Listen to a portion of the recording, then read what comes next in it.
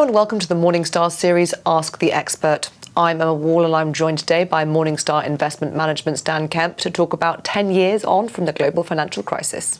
Hello, Dan. Hello, Emma. So this week, Wednesday in fact, marks 10 years since the fall of Northern Rock. I was working in Victoria at the time, and I remember on Victoria Road people were queuing up to get their money out of Northern Rock.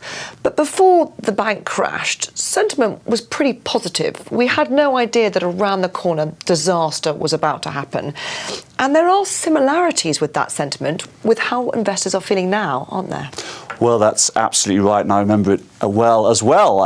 And we have to remember that was the first bank run in the UK since Victorian times. So it was a very, very unusual event.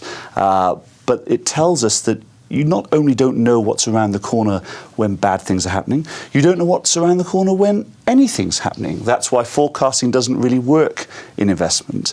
But you're right, there were some similarities to where we are now. Asset prices were quite high. Certainly people were concerned about what was happening in the credit market. And now we're also concerned about overborrowing in some areas. People were generally positive about the outcome for the economy. So there were some similarities, but that's not to say that just around the corner we have a similar event. It was very unusual, but you shouldn't be surprised by whatever is around the corner. We must remember that investment is ultimately a long-term game. You have to look through whatever's around the next corner and really look at the long-term return expectations. Looking at the long-term return expectations, and I think that's a good point you make. No, we're not saying that the crash is imminent, and a lot of the regulation that's been put in place over the last 10 years will stop the banking crisis that we saw repeating itself. But valuations can be an indicator of future returns, can't they? And at the moment, they are looking very stretched. Valuations are the best indicator of future returns. You're absolutely right that there's great historic analysis to show that high valuations predicate poor future returns and greater drawdowns. And so as we look at valuation at the moment, you're right, almost across the board, they look very high. There are some pockets of low valuation still, or some pockets of high expected returns, to put it a different way, but there's not many of them.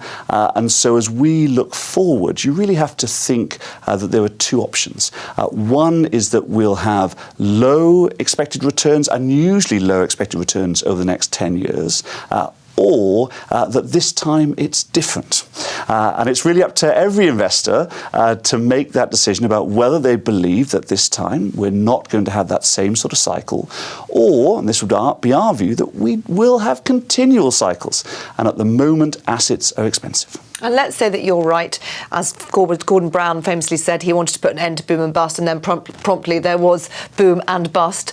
We're booming again now, but it might not last long. If you're an investor who agrees with that stance, what can you do to protect yourself from the next bust? Well, there's really two things that you can do as an investor. A genuine investor, rather than someone just playing in the market, there's two things that you can do.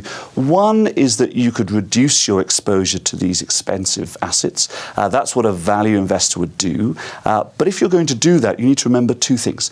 One is that most people don't do it successfully. Even if they take the money off the table at the right time, normally your own behavioural biases will stop you putting money back in at the right time. It's very, very difficult to be a contrarian, especially when the entire market's running hard in the other direction, or at least appears to, even if it's not in reality. Or you can just look through these low returns, sit back as a long-term investor. If you have a 20, 30-year investment horizon, you can really focus on that endpoint. And over that endpoint, you're likely to be fine. So it's really only people with shorter-term investment horizons that need to be the most concerned, or people that really think that they would be able to both get out of the market at the right time, get back in, or have an investor or an advisor that can help you do that. Dan, thank you very much. Thank you. This is Emma Wall from Morningstar. Thank you for watching.